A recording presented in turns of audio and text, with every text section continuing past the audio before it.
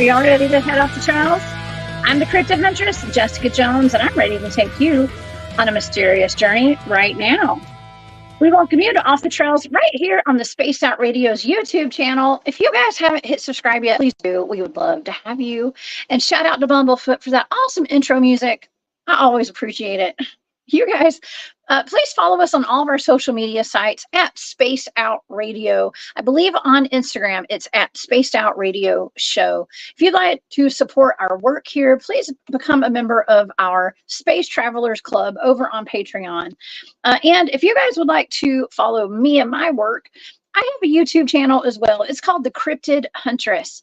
I have a Rumble channel. I'm on X. I'm on Instagram. It's all The Cryptid Huntress. Or Huntress Jessica. Look me up there too. And yeah, also I have a website. You can find all of my shows there, all the events that I'm going to be at. I actually was just at the Full Disclosure Now conference down in Florida. Shout out to everybody who came to see me at that conference. I gave a big old presentation there, and it was a big success. We had a great time. I made a lot of great connections, and we got some fantastic collaborations coming up. So you guys stay tuned for that. But I just wanted to say thank you to everybody who came there. And I see Amy in the chat. Hey, Amy. Amy was there with me at that conference. So, yeah, you guys, let's see what else we have on the menu here. Okay, I think that's it. And be sure, if you'd like to get some swag from Spaced Out Radio, go to our website, spacedoutradio.com, hit that shop link, and get you some merch. Okay. Awesome. And also I have a shop as well on Etsy. It's called War Woman Goods. I do send out free The Cryptid Huntress merch with every purchase. So if you guys are interested, go check out my shop over on Etsy. All right, y'all, we have a fantastic guest tonight. I have my good friend, Eric Testerman, here in the studio today. We're going to be talking about dragons and some of these Missouri dogmen and werewolves that he has over there. So buckle up, y'all. I would say to be sure to hang out with Rob G after the show tonight, but I think he's off air tonight and for the next couple of weeks. Okay, they're going to be doing some construction. Let's just say they're going to be doing some construction work here at Spaced Out Radio. So I don't believe there's a live show tonight after mine. So y'all enjoy this while you got it. Okay, while you got me here. Okay, and then you're going to have to come see me this week on my channel too. All right, well, let's get to our guest. We have E.D. Testerman here. I call him Eric. And let's get to the show, y'all. E.D. Testerman is a disabled veteran and single father with two amazing daughters. He loves to write and express his dreams and love in his writing. He writes to help others to be able to go on adventures, live in a different time, and escape day-to-day life. He lives in the country, loves riding motorcycles, and spends time writing, coming up with new book ideas. He has a Norwegian background, incorporating it into his writing.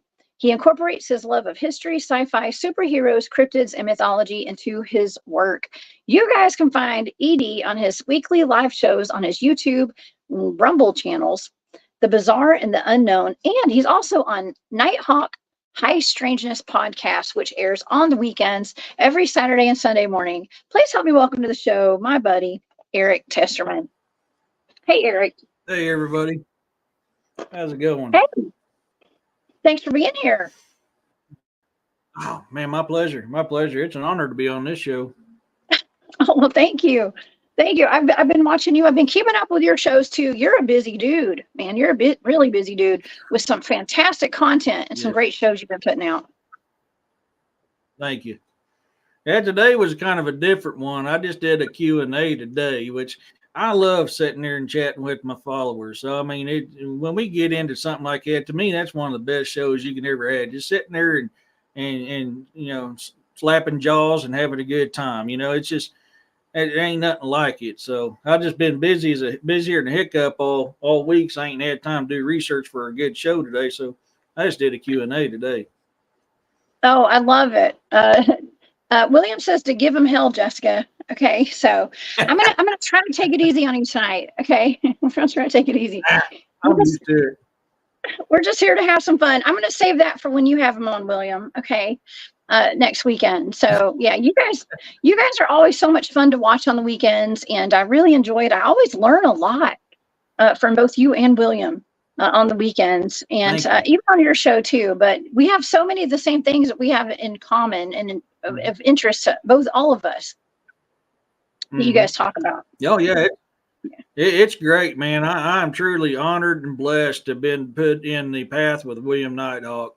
I mean, he is a rock solid dude, and I am truly honored and blessed that I'm able to co-host a show with him and be a good brother with him. I mean, he's one of a kind. You can't find another one like him. Oh, for sure. Absolutely not. I know. And I've consulted with William several times, a couple of times at least, on some of these investigations that I do, because I do the boots on the ground field research, and there are certain things that I had not dealt with before that I had potential to come in contact with, and the only person that I trusted to give me some advice on what to do in the case that I did encounter some of these creatures was William. Oh yeah. I mean, that's the thing. People don't realize, there's a lot of stuff out there that, can be friendly, but there's a lot more crap out there that ain't. And if you ain't careful, you disrespect these spirits or these entities of the woods, they'll wreak hell on you. I mean, they really will. I mean, the fae, the elementals, even the cryptids, if you disrespect them, you're going to know, because your life is going to be hell. So, I mean, it's good to have knowledge on what to do when you go out there. Oh, yeah. Well, you've had some potential Bigfoot activity on your property and out in Missouri. You guys have a lot of cryptid activity out that way. What's going on in your parts? Well, you got to think, I agree with D.A. Roberts on this. And this is a theory that I've had since I was knee-high to a grasshopper's butt. And that's the caves, because there's caves all over. Well, Missouri's known for caves. Where else are we known for? Lots of rivers, creeks, all that stuff all over Missouri, which is prime places for these things to move up and down. And we kind of talk about on my show earlier today is the railways, to pass the least of resistance. We got a lot of railways that go cut through the country land here in Missouri. So, I mean, it's all this stuff is prime, real estate for them to be able to travel back and forth easily. Will you sit still, you little turd? Sorry, snow is being snow. You got your dog. But my late mom's dog. He's spoiled. He's got to be everywhere with me, and ever since I've been on the interweb, he thinks he's got to be a part of it. Oh yeah. So. Well, I was just thinking. I've done some work with DA before, and I had done a remote viewing target of an area that he had a potential Dogman sighting in a video that he had made there. And so this was one of my remote viewing targets, and I came across what I believe to be our underground facilities that have connections to our military potentially, and secret programs, potentially a secret space program in Missouri. So there's something going on. It's not just above ground; it's potentially below ground too. I think that's my opinion, I guess, from the data. Well, there is. Well, the thing is there's not only is there the, you got the underground daggone warehouses in Springfield. You got them in Kansas City and other places too. They're all connected by a rail system as well. On top of that, there is a ton of underground military bunkers and stuff like that in Missouri. If something ever happens, the politicians come to Missouri, to Springfield actually, and they got a spot down there that they go into because it's safe. We're covered with limestone.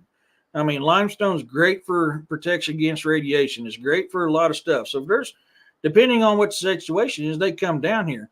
Back in 2000, I think it was 2010-ish, somewhere around in there, I was talking to a young lady I was kind of seeing at the time. She's like, hey, man, I got some vibrations and I'm hearing some weird noises underground out here where I live at in Sparta. And I said, okay. I said, well, give me a little bit and I'll hop in the old vehicle and I'll run down there. Well, we get down there. I was like, yeah, I could feel it. You could feel the vibrations. You can hear the humming. I was like, they're tumbling. This is the military. They're tumbling under here. Well, over by there is an old military base, military ground. And it used to be you can go up to it. I've been there several times. When we went up to it that day, we got stopped. It said, you need to turn around and go away. And I was still in the military at the time. I said, well, Bub, I'm in the military. Here's cat card. And he goes, "You're not cleared to come here. You need to go." So, Oh, yeah, okay. there's a lot of stuff that goes on here in Missouri. A lot of stuff. Well, and you guys also have the St. Louis Arch, right? That's in Missouri. And I've heard stories of dogmen being shot underneath that arch, like it's a portal. And I know these are just stories that I've heard secondhand from people. But man, what if that arch is some sort of a gateway of some sort? Well, I mean, they call it the gateway to the West. I mean, that is where the Oregon Trail started. When you got to the arch, you knew you was heading west to Oregon. So you go that way. So, I mean, it's called that thing for a reason. Now, as far as Dogman being shot under there, I think I heard that once. I haven't done a lot of research into that, so I can't tell you one way or another on that. But it's possible. I can't deny it. I mean, we got them, like I live along the Niagara River. We got them all up and down the Niagara River, the same as Bigfoot. I mean, we had tacks back in the mid 90s that at one time I thought was panther related, even though good old Missouri conservation would tell you there was no daggone panther here. There's panther here. I know. I've been stalked by them. I've been hunted by them several times. You know, I've got them on my property. But the way the attacks are, which they blamed it on bull mastiff. Well, I'm sorry. Anybody knows anything about bull mastiff? One, they ain't going to run a pack. Two, unless they absolutely have to get up, their asses ain't getting up. So I don't see them killing horses. I don't see them killing cattle. And cattle and horses would have the fronts of their throats ripped out, and there was big old gashes in their bellies were down their side. Their bellies were ripped completely open. And so, you know, later on, I didn't know about Dogman back then. I ain't going to lie to you. But the more I read about Dogman, the more I start realizing them attacks sound an awful lot like a Dogman attack. And it's there. It was right along the Niagara River. So, I mean, the kind of fits with it. It does. I've heard several stories of Dogman sightings and reports. And you guys also have the Ozark Howler out there. Now, that is up for debate as to what that cryptid is. They say it has horns. Okay, but it looks like a fluffy Dogman. Okay, I like your term fluffy. It's kind of like a bear cat mixed with horns. I actually just got told about a report a few months back about one not far from where I live at, across the highway in front of somebody. I haven't had a chance to do a video on it because I need to get with that person again to get the details. But he was driving down the highway. I ain't going to say which one, but he was driving down the highway to a location to a friend of ours' place. And he goes, "Man, this thing," he goes, "I had something run out in front of me and I don't know what it is." I said, "Well, bub, what does it look like?" So he told me. I said, "Well, that sounds like a daggone Ozark Howler." So I looked up the closest description of an old Ozark Howler I could, and I sent it to him. He goes, "That was it. That's what ran in front of my car." And that's probably roughly 20 miles from my house to the west, to where that took place. Oh my gosh! Well, you and I have had a conversation before about a couple of werewolf reports or Dogman reports. Can we talk about those a little bit tonight? Before I know I want to get into the dragons in a little bit, but I was thinking we should talk about the werewolf reports you've taken. Yeah, and that's not a problem. Actually, I literally just dropped a video on my YouTube channel of the same location of possibly a Bigfoot the other day. Literally the other night on the 18th.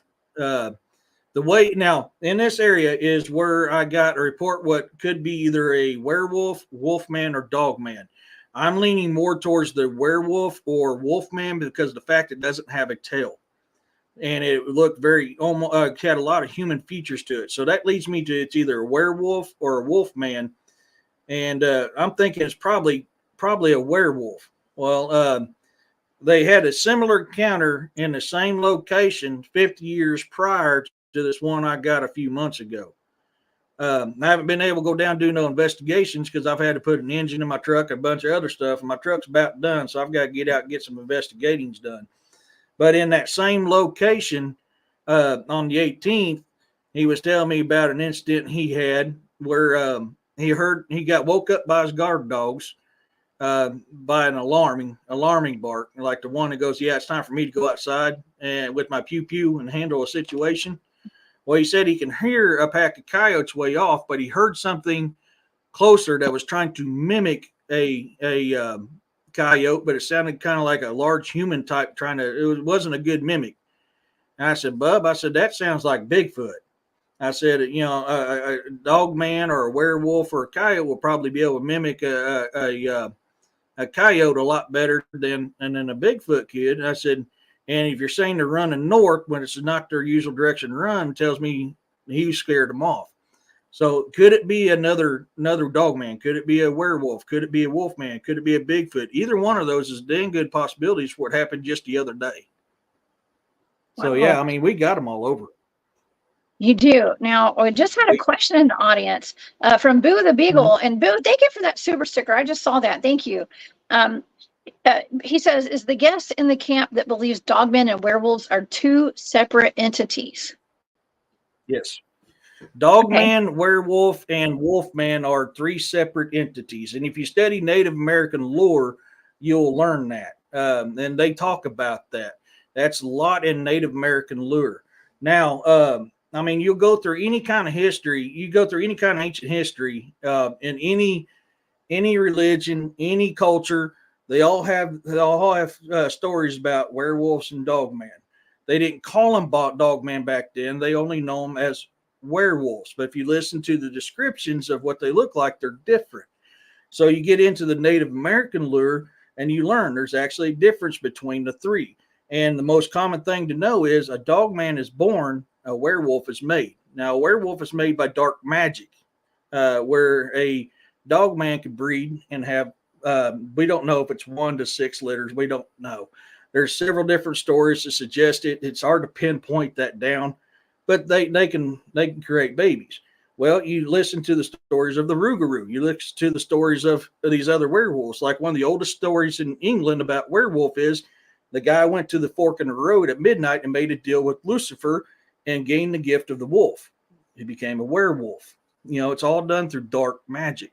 So there is a lot of a difference between dogman, werewolf, and wolfman. Yeah, that's interesting because, I've talked about the cryptid breeding program. There's an alleged program going on that some kind of agency has been doing a breeding program, but werewolves are included. It's the big three, they say, and it's Sasquatch, dogmen, and werewolves. But it makes me wonder, like, how can you breed werewolves? Okay, if that's the case, and of course the answer to that from their side would be, well, they're not made. Okay, like they're born werewolves. And that's what I've heard. So that's what it just throws like a wrench in the engine. It's like there's so much to kind of ponder over, I guess. Right. Well, and you got, several cases. Look at World War II, the German werewolves. They found a werewolf was biting soldiers, creating a werewolf army. Now, you used to be able to find several reports from the Allied soldiers talking about these guys transforming and annihilating platoons of people. Well, you can't find that no more because obviously it's taken off the interweb. But, you used to be able to find that stuff. And that's where I based my my book, The Vanzerian Guard, Book 1, House of Battle, was off of that because of the old Allied stories. I remember hearing that stuff growing up. So, you got them cases. And I've heard your story, what you're talking about too. And they say that, look, a werewolf still keeps alive its humanity, so therefore they're easier to control than a dogman. A dogman is too animalistic like. Sierra, for your comment here, are dogman negative entities? For me, this is my opinion, my theory, my hypothesis. They're just like some of the Bigfoot. Some of them are good, some of them are bad. I have very good encounters with Bigfoot here on my property.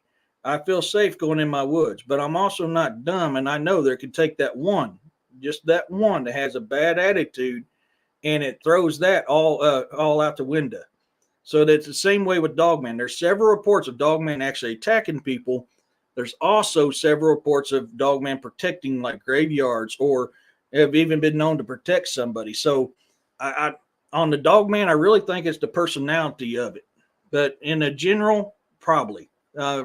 On a whole, most likely, yes, most of them are not the best. I'm from Northwest Missouri, but I currently live in Southwest Missouri now. I was born and raised in St. Joe, Missouri, but I live in Southwest Missouri now. Good. Thank you for answering that question. That's awesome. No William problem. says that the arch was originally constructed to manipulate the severe weather threatening St. Louis. Wow, that's new. I had I not think heard I've that heard that. before. Yeah, I very think I've heard that interesting. once. Yeah, well, look what it's constructed out of. I mean, it's all pretty much metal, so I mean, it's a great conductor. So I mean, I can't dispute that at one bit. I don't know. I think I've heard that once. It sounds a little familiar, but I haven't done enough research in that to really have a good opinion on that. I know portals ain't the greatest thing in the world because if you come up across a portal, you don't have the right key that fits that frequency, bad things happen. So with it being a giant portal, I can't say no, but I would say be very weary if it is. Oh yeah, you and I have talked about portals before a couple of times, Mm-hmm. and because I think I got on the conversation about the Ohio grave digging Dogman, and we were trying to figure out like Yes. what was it digging for, and you said, well, maybe it was a portal key, and I Mm-hmm. was not familiar with portal keys, so that it actually made a lot of sense, and Mm-hmm. I have to say like you spent a good bit of time in the military, and over in the Middle East, and I know that's kind of a some people speculate that some of our wars were actually fought because of stargates and things like that over there, and that have to do Yeah. with portals. Yeah. So it's interesting that you would say And that. that's because, well, I mean, look at the Anunnaki. I mean, Anunnaki is a prime example of that. They always had a purse or they had some kind of talisman that they either wore around their neck or they put on a staff. That's the key. If you don't have the right key to the right frequency when you try to go into a portal, you get unalived. I'm trying to think of a polite way of putting it, but you get unalived. So if you don't have that right key, uh, his name is Snow. He's my late mom's dog. He didn't like nobody but me. So anytime I'm home, he's up my butt 24/7. I can't even go poop without having the dog sitting there going like, "Hey, dude, hello." He's my buddy. He's my buddy. Me That's and so him sweet. helped each other through a rough time. So he's my buddy. But Uh-huh. yeah, so that's something to always be cautious about. I mean, there is portals. I'll never dispute that there's portals. But if you study, I mean, look at Native Americans. Native American medicine men used to have a talisman. Now there is stories that talisman was set for a frequency for them to transport through portals. I'll get with William. I keep forgetting. I need to get with William on that to double check that on the Native American side. I know the Anunnaki side and some of the other stuff. That's what it was. It was a key for the portal.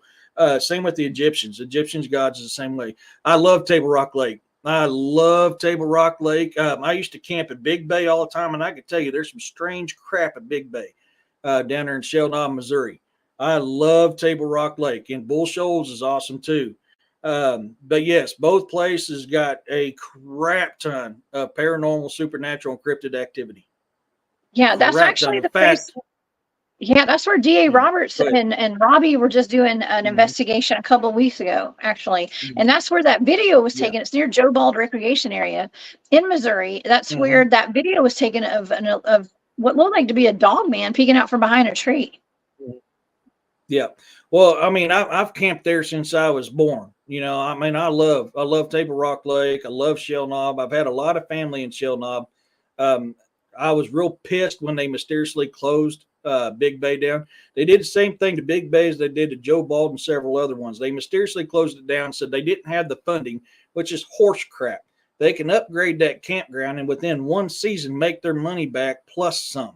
So whenever they try to tell you that, oh, it can't financially support it, no, that's hogwash. That's bull. I mean, you can make your money back easy.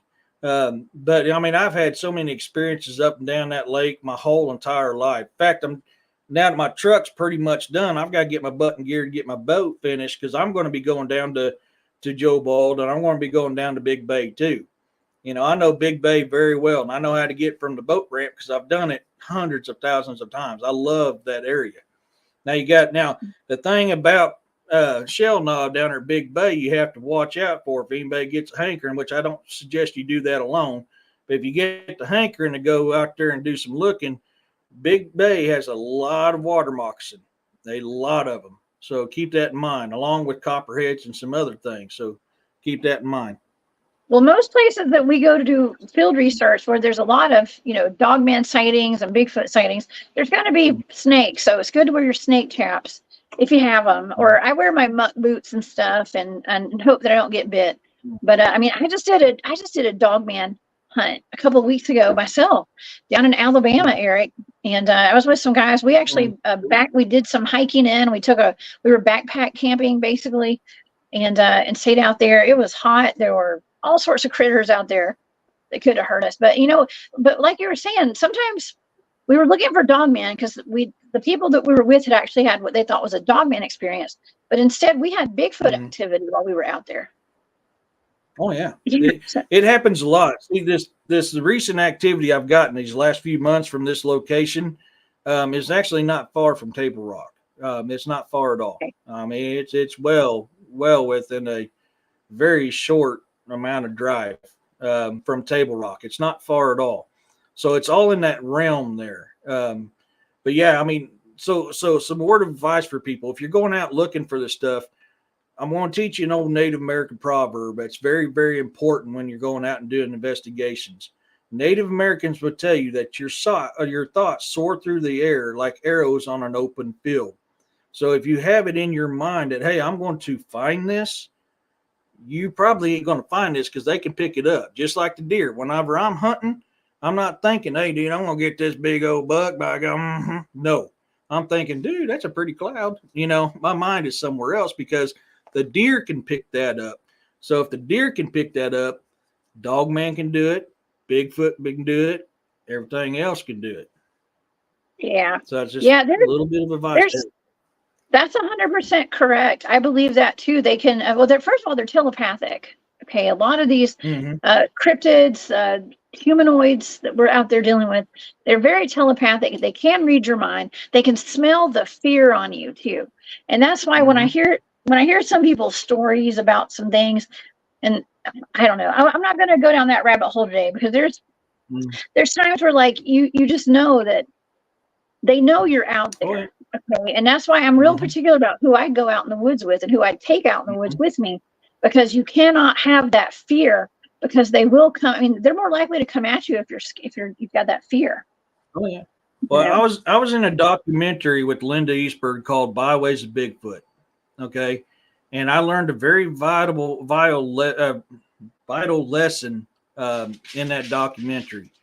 We came out and done an investigation because of all the Bigfoot activity that I have out here.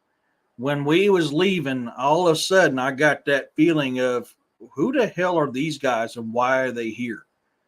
They know when you're here and they know when you're not. And I didn't have activity for about 2 or 3 months after shooting that video. So it pissed them off. So that's something else you got to think about too. They know who's in that area. They get accustomed to who's in that area. If you're in that area a lot, they get accustomed to it. When you bring somebody outside in, and of course, there was a mistake. Hey, we're out here looking for this. Pissed them off.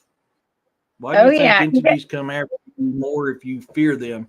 I hear that often, especially so that's actually a several part question, Sierra. Once again, everything I say, this is my opinion, my hypothesis, my theory. I don't know the facts. I research history and my own personal experiences. I'm not an expert by any freaking means, and I'll never claim to be. But from my research on from ancient history all the way up, evil things feed off of fear. Fear is like a car charger. They're the battery, you're the car charger. So when you got fear, that just fuels their power, gives them more. I mean, that's exactly what you're doing. Other things use fear to get the upper hand on you. In the military, we're always taught use your friend as an ally because or use fear as your ally because fear can be your greatest destruction, and it can also be your greatest weapon. So that's another thing you got to think about too. If we know this, I mean, there's a reason why these things are called the first beings. These things have been on this planet a whole lot longer than we have. whole lot longer. There's a reason why Native Americans call them elder big brothers. There's a reason why they tell you they are the first beings. There's a reason why the Anunnaki talk about this stuff before humans were created. These stuff has been on this planet for a long time. So if we know it, obviously they know that as well. And that's something to kind of think about there. Adrenaline, yes. Yeah. Well, I was that's actually another subject I don't want to talk about on YouTube. Well, I know we have to be careful what we say here on Space Out Radio. Okay. But okay. So with some of these remote viewing targets, I've been given some alleged or suspected attacks by dogmen.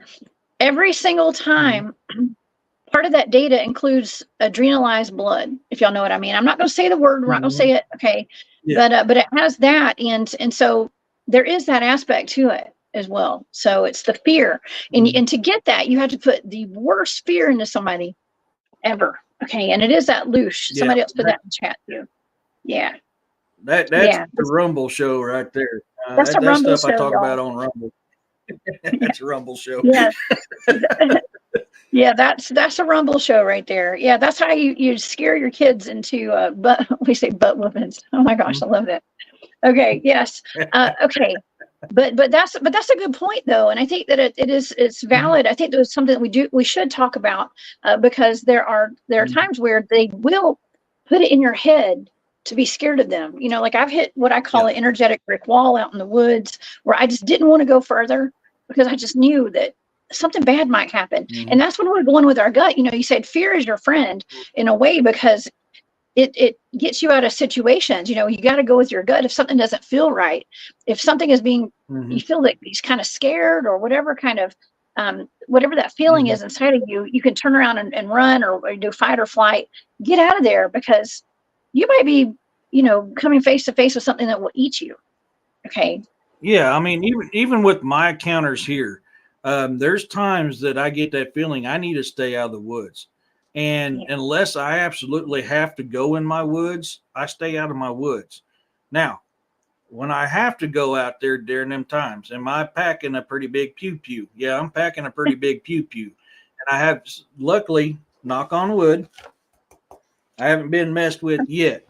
And I think that's because they know that I'm just going to go out there, do my thing, and get the heck out of there. Because, I mean, I'm not going to stick around when that feeling's coming. And they're doing that for a reason. Could it be because they're hunting? Yes. Could that be because they're just not in a good mood and don't want you out there? Yes. All that's well within that realm of possibility.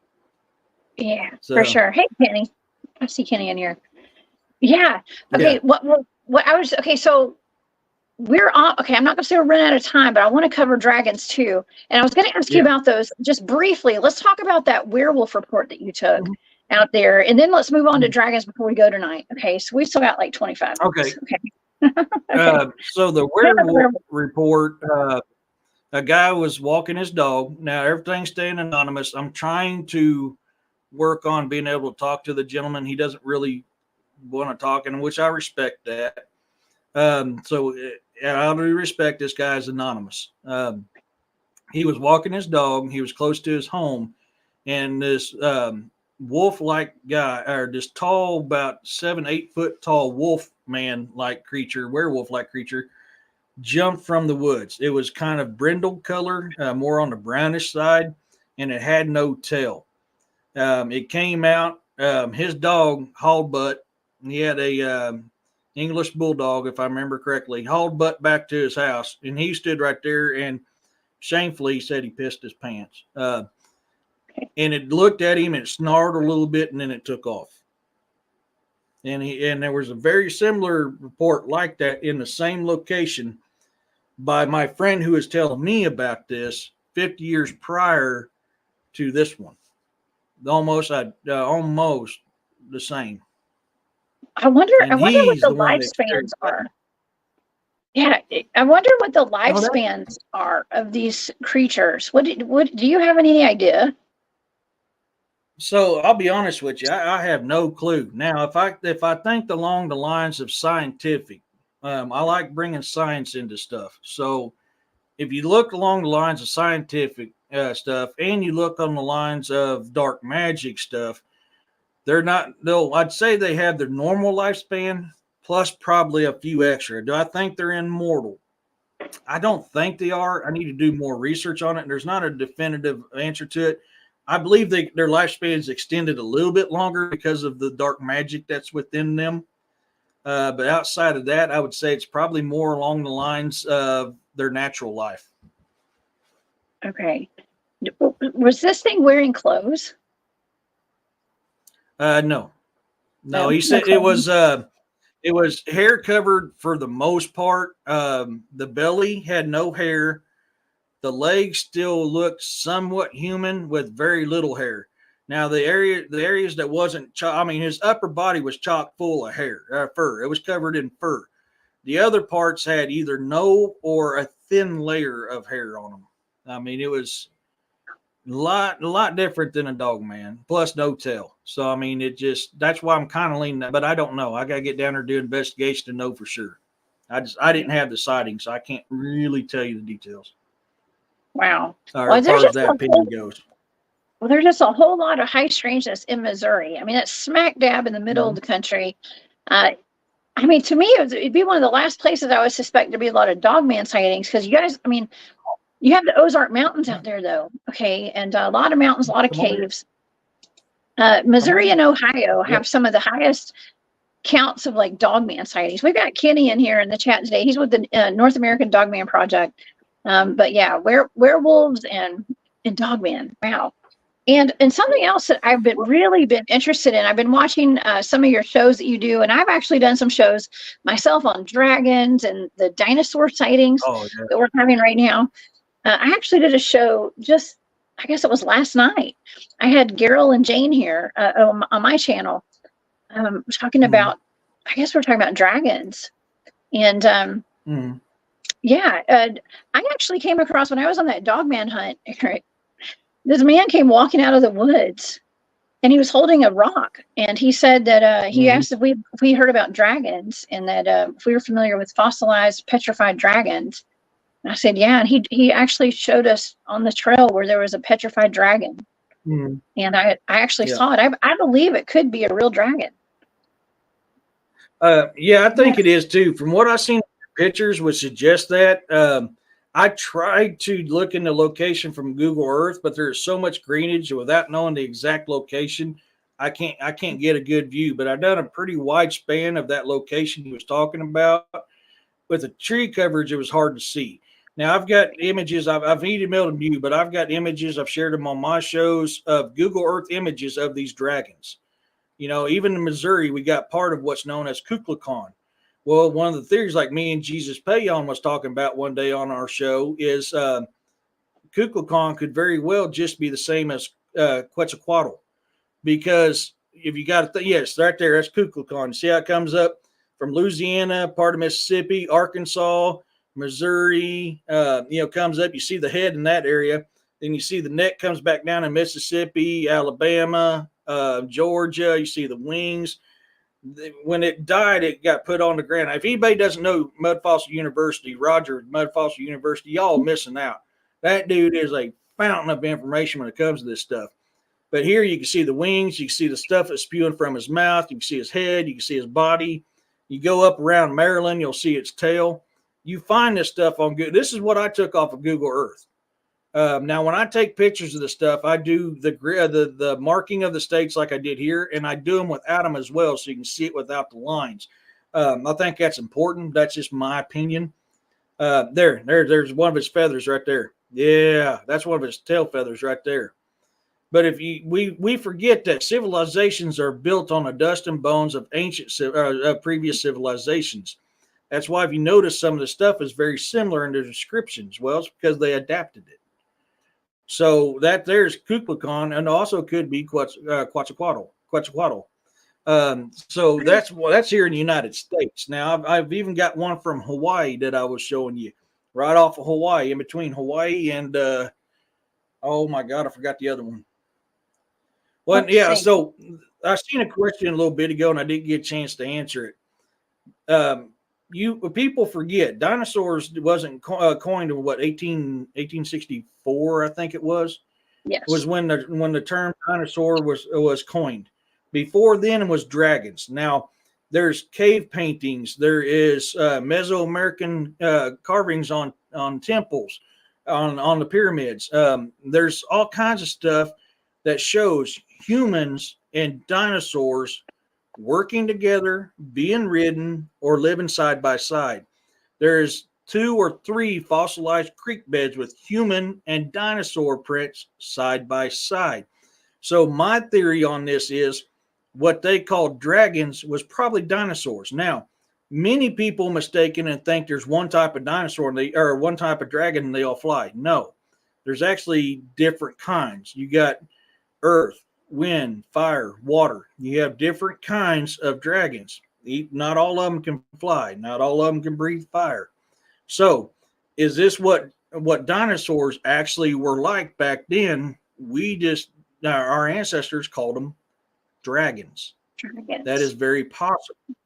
There is several evidence that shows that they actually take giant bones from human giants and put them in with dinosaurs to hide the fact that giants existed. So, I mean, we can honestly be knowing what these things actually look like, because you never find a full skeleton of a dinosaur. You find parts. They plaster things together and come up and say, this is what it looks like. Oh, man. Are you saying we've been lied to? You've been saying we've been lied to, Eric? I think that's what you're saying, because that's what I think. I think we've been lied to a lot over centuries and centuries, and our history is not what we've been taught. But I want to thank Walter for that super sticker. Thank you so much for that, Walter. We appreciate your support. And Amy, thank you so much for that super sticker. Amy, yeah, and the thing about the Ozark, people don't realize the Ozark Mountains is the oldest mountain ranges. I can't remember if it's in the world or the U.S. They've been worn down through time with the erosion. So there is a lot of magic in these Ozark Mountains, a ton of magic in them. Now, you throw in the fact that we have a dragon remain there too. Could that be why the magic is so high in some of these mountains? Because if you look at these mountains, a lot of these mountains we look at is either A, dragon remains, B, snake remains, or B, giant remains. So the possibility, look at that, that's the beard. That's Typhon. That's Typhon. That's on northern Africa. That's Typhon. Yeah. Another dragon. Wow, so many different dragons. Yeah. I want to get through all these pictures, because you sent me some great pictures here. That's Typhon scales. Yeah, that's Typhon scales there. Typhon was killed by the god Zeus.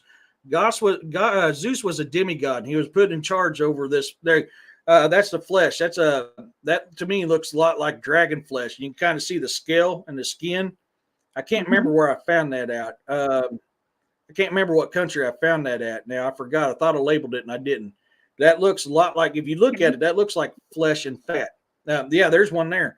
You see the tail down here in Siberia, and it kind of comes up. You see a foot there in Romania, and he kind of comes up, and then bam, right there in his head area is right there in Slovakia. There's, I mean, there's another one. You find this stuff, and this is, if my hillbilly butt can get on Google Earth and find this, y'all a lot more computer savvy than I am. You can do it too. Oh yeah, scales right there too. Yeah, more scales. Yeah. I believe that is also Typhon.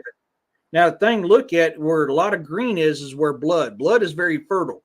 We have an old saying in the Marine Corps: "What makes the grass grow? Blood, blood, blood." Well, when you see a lot of green, that's usually where a lot of blood was at. Oh my gosh. Makes a lot of sense. Well, yeah. Well, I talk about bloodshed and the connection to cryptids a lot too, because it's like it conjures cryptids or something. There's something about it, like these little battlefields and stuff. A lot of cryptid activity around there. But wow, so we need to keep an eye out on our maps for that. I mean, okay, so some of these pictures actually, okay, so that looks like the type of that dragon. Was that one you're showing? Looks like a worm. That's the one I just showed, right? Okay. Yeah, that's the worm. Like now, you can actually see the worm. You can actually see the. Oh, yeah, that's yeah. You can actually see a foot down here on the bottom, and how its head curls around. He almost got almost like a lion head to me. That's what I think it is. But that fits a lot with what them dragons you were talking about last night. Seeing? Looks like that a little bit. Yes, yeah, right the worm. They call them worm. I forgot the exact name of it, but it's like a worm dragon. Okay, because there's a lot of different types. There's the flying dragons. We've got like the water dragons. I mean, they cover all the different elements, I think. But earth, wind, fire, water. That's right. 4 elements. Yeah. It's pretty fascinating. Let's see. I have some more pictures here. Okay, so I think we've already covered that. This might be the one in Hawaii. That was the one. Yes. Is this the Hawaii one? Whoa! I think I sent you the wrong picture. Okay. That's not it. Oh, that was a picture of something I was looking up. I sent you the wrong one. I apologize. Okay. Well, it's okay. Let's see. All right. Well, we've got more. What would this be? That's Typhon. That's the skin of Typhon. Okay. Interesting. Okay. That's Typhon. Now, where did you say Typhon is? Is that in Africa? The Typhon covers the whole northern part of Africa. Typhon was killed by the demigod Zeus. Zeus was the leader of this realm. He's a demigod. There's actually one great god that controls everything, and then there's demigods. Zeus was a demigod in charge of this area. That's one of his wings. Oh, I didn't mean to send you that. Was a book cover I was working on. Well, that's a prime example of the fire dragon. That's okay. That's a prime example of the fire dragon. That got highlighted. Take it off. Yeah. I love it. Well, there you go. There's Typhon. So you include dragons in your books and a bunch of different cryptids too, right? Yeah.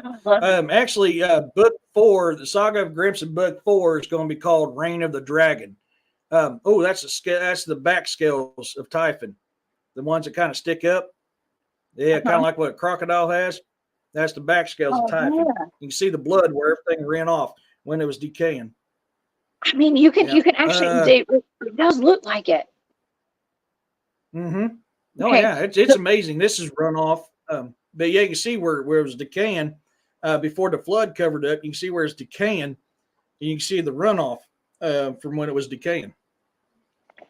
I'm just saying, okay, so these things have to be gigantic, just absolutely gigantic. And I know, like, when we think of dinosaurs, we think of them being big, but not that big. I mean, that takes up a good, like a quarter of the United States of America. I mean, these things are huge. Oh, go ahead. Sorry. Oh no. Well, I was just going to say that it's okay. It's just the the North American continent is actually called Turtle Island by the indigenous people, and here, I mean, and you can see why, because it's shaped kind of like a turtle. And I'm not saying that it is a turtle, of course, but it's shaped like one. And I'm just saying, we can just put this out there, okay? We just put this out there. I talked about this on the show last time. Look at a lot of ancient stories. They'll tell you about giant turtles that have been mistaken as islands out in the middle of the ocean. There's so many mariner stories will tell you about that. Yes. That's what I was talking about earlier. Mud Fossil with Roger. Roger is awesome. That man. I've always had the same theory as him. I never knew it as mud fossils, but I had the same theory as him for a long time. And when the Aussie Sioux turned me on to him, I blew my mind because it's like, that's what I've been telling people for a long time. I like Roger in Mud Fossil University because he talks about the Great Flood. You look at every ancient story or civilization history, they all talk about a flood where God was displeased, or the gods was displeased with the giants. Therefore, they caused a flood to kill them. Not all the giants died, but that's what happened. I mean, you had giants that were called cloud eaters. They were several miles tall. And people will argue, well, we didn't have an ecosystem that can support them at the time. We have petrified trees that's called plateaus that are actually trees. We had plant life, and the ecosystem was completely different prior to the flood. Just like all the technology of our ancestors prior to the flood was far more advanced than ours. It was all hidden under the flood. Yes, and the Garden of Eden is quite possible Florida. Possibly, I mean, a lot of people don't realize, too, that Adam and Eve were actually giants. They were around 40 or 60 foot tall. If you actually do the measurements they talk about, it's talked about in the Quran, it's talked about in the Torah. If you actually break down the measurements, they're around 40 to 60 foot tall. Wow. Yeah, we're little ants compared to the humans that lived here before. Okay, like we are tiny. And And I've always said that. I've always felt that we're the little ones. And Yeah. yeah, now we're seeing this. I mean, we're just seeing what a grand scale if these are real dragons and like real petrified giants, these are entire mountain ranges. Okay, like mountains and hills. And that dragon that I encountered that we saw was actually a hill. It was like the side of I'm not going to say it was a mountain. It wasn't a mountain. It was like a hill, but its body made the hill. Okay, and you could see its head. It was probably a baby, but it was huge. It was still really big. It wasn't nearly as big as these that we've shown on here on your maps.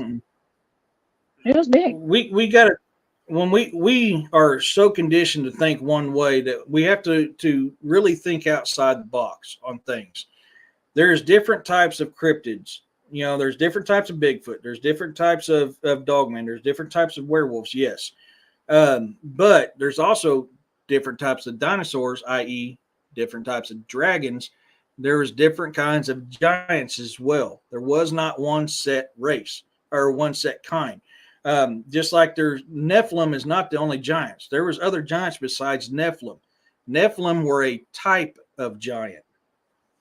So we really have to start considering that when that's where you start seeing these giants. Like I've got pictures of petrified giants that looks like mountains on mine too. I can send them to you if you ever want to. I've got all them too. I mean, I've got tons of photos of petrified giants. I love that stuff, you know. So and it's all out there. We just get too caught up in these daggone things right here that we forget to look around. We're too busy sitting in a chair, not getting out. Well, we look for things, but we don't look for. We're not conditioned to to look at the big picture because it's way bigger than we can ever imagine. Like look at the mesas out in the Southwest United States. Those are tree stumps. Okay, I'm convinced those are tree stumps, right? Yeah, they are. You had to do that, William, didn't you? Yes, because it's fluffy. With your fluffy butt, absolutely. Yeah, baby face, fluffy butt. Yeah. Oh yeah. But I think it's all about changing our perspective on how we look at the world around us, and I think that will open us up to a whole new world. Yes. And I think a lot of us are seeing it right now. Yes. Yeah. We're coming into a new age for humanity. And I'm not talking about U.S. I'm talking worldwide, and. Yeah. You need to learn things. Even Jesus said, when you truly see the earth, you see a corpse. So, I mean, you got to think about stuff. You can't just read something and go, okay, that's what it says. You need to read it and understand it. That when you're researching history, and I'm not talking about history we're taught in education. I'm talking about true history.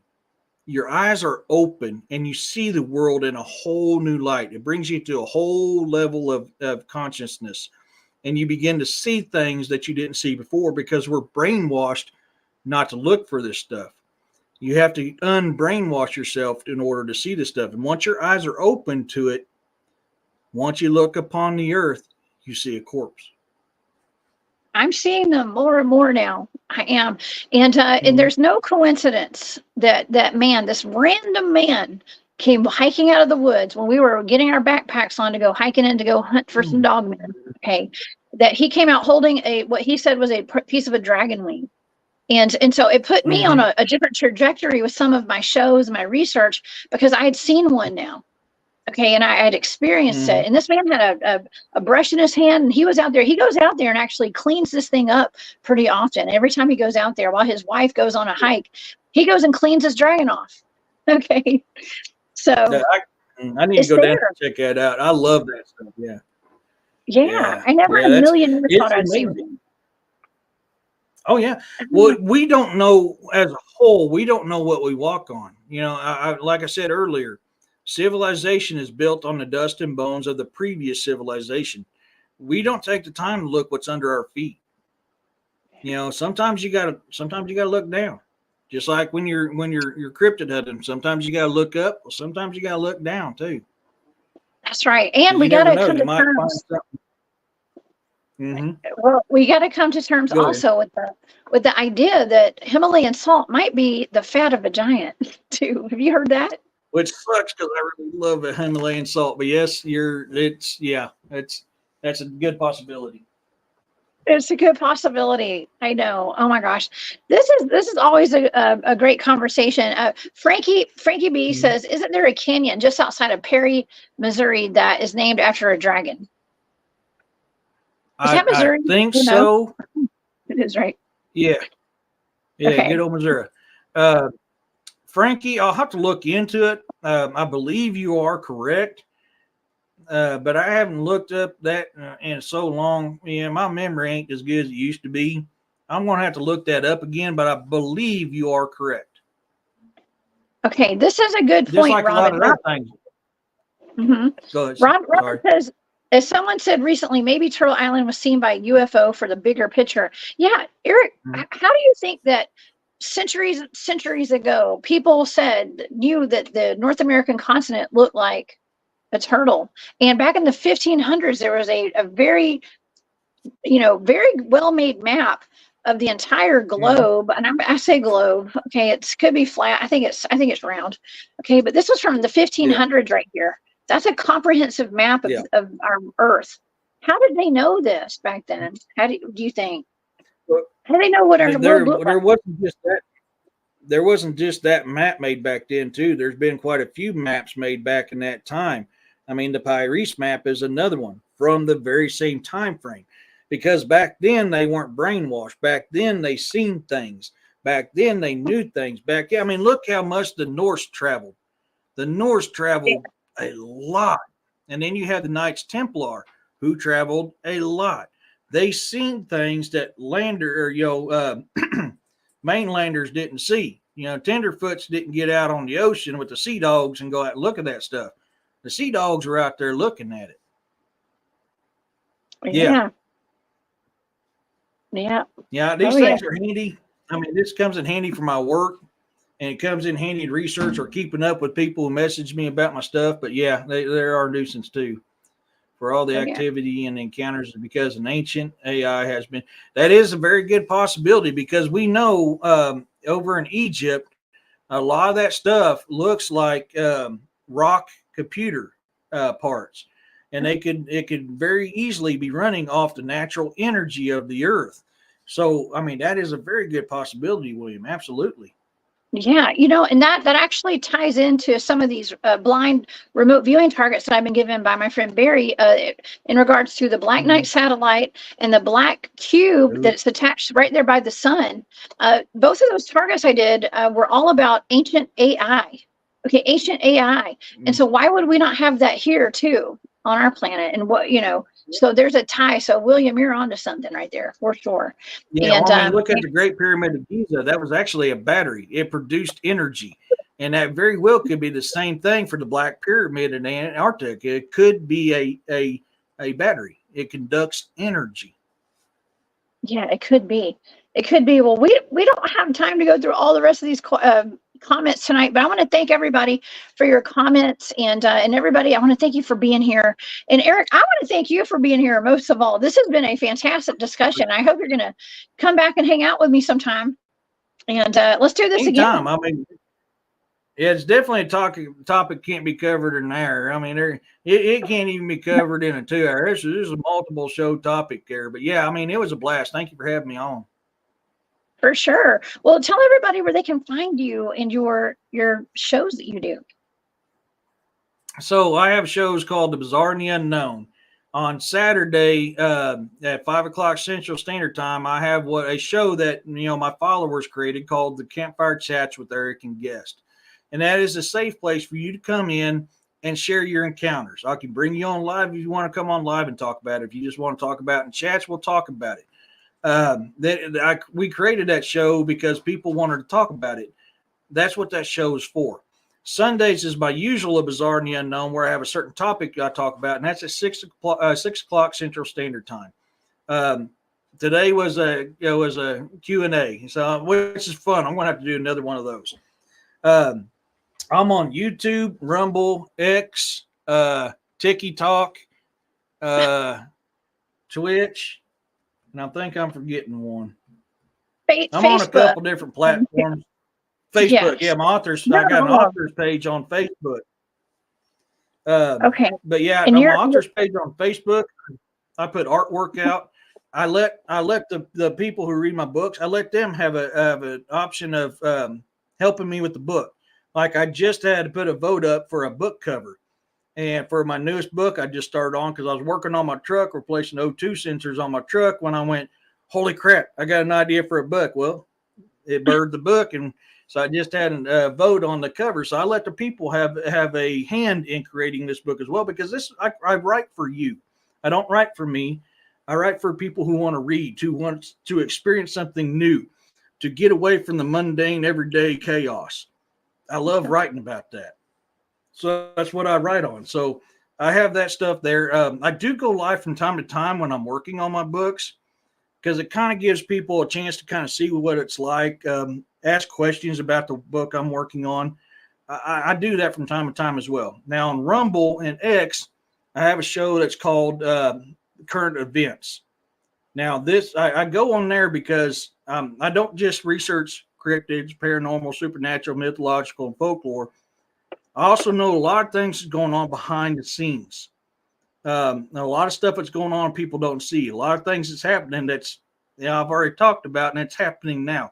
I do that on Rumble because I have I'm not censored on there like I am. I don't go live on Facebook no more because I'm tired of how Facebook is. So mainly it's YouTube, Twitch, Rumble, and X. Which X I don't think I can no more.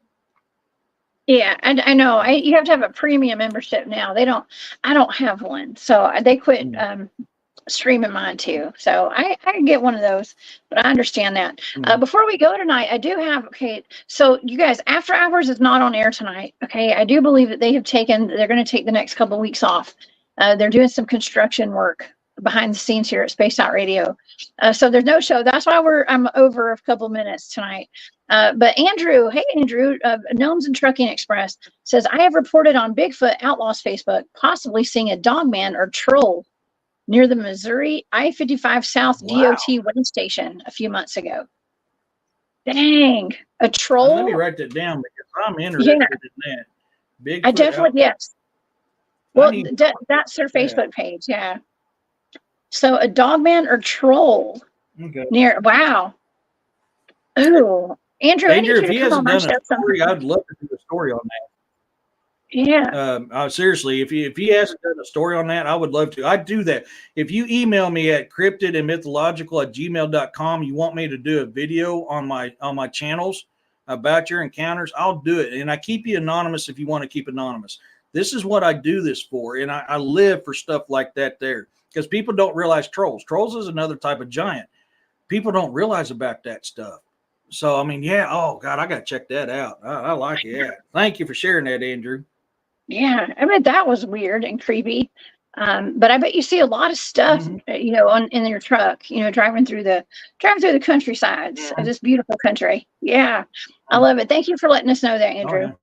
But yeah, well, this has been fantastic. So everybody, please go and subscribe to The Bizarre and the Unknown on YouTube and all over social media and on Rumble. And also on the weekends, you and William's in the chat tonight. Go to Nighthawk High Strangeness, you guys, on Saturday and Sunday. I think it's 11 a.m. Eastern. It's 10 a.m. Central. You guys have a great show. Oh, thank you. Yeah. Now I hop on with him on Friday nights too from time to time. I'm truly blessed to be able to co-host with that man right there. Y'all, if you ain't following him, you need to follow him. I mean, he is top notch. Oh yeah. The best there is, for sure. And a very dear friend to both of us. So thank you for being here, William. I see you in there in the chat tonight, and I'd love to have you on here sometime as well. So come join me on a show, William. And yeah, well, everybody, please go subscribe, and I hope you'll come back. Okay, and I know you have to be up for work early in the morning, so I'm not going to keep you here all night. Okay, but thanks again for sharing your information with us tonight. It's always a blast. Okay.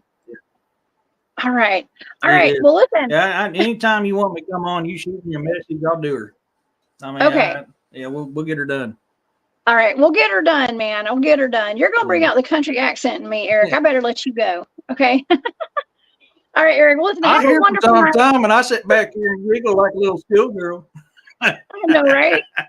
Oh my gosh! All right, Eric. Well, I'll see you soon. Have a great night, and we'll see you next time you come on. Okay.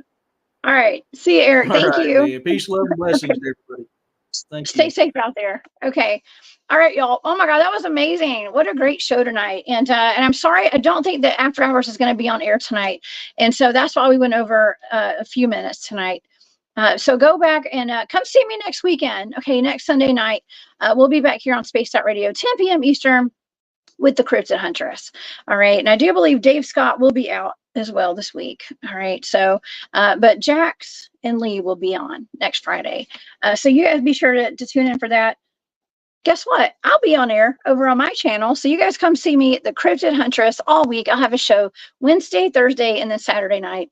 And I can promise you it's going to be a good time. We'll be live every one of those shows. So come back and see me. You guys be safe out there. I hope y'all enjoyed the show. I hope you learned something.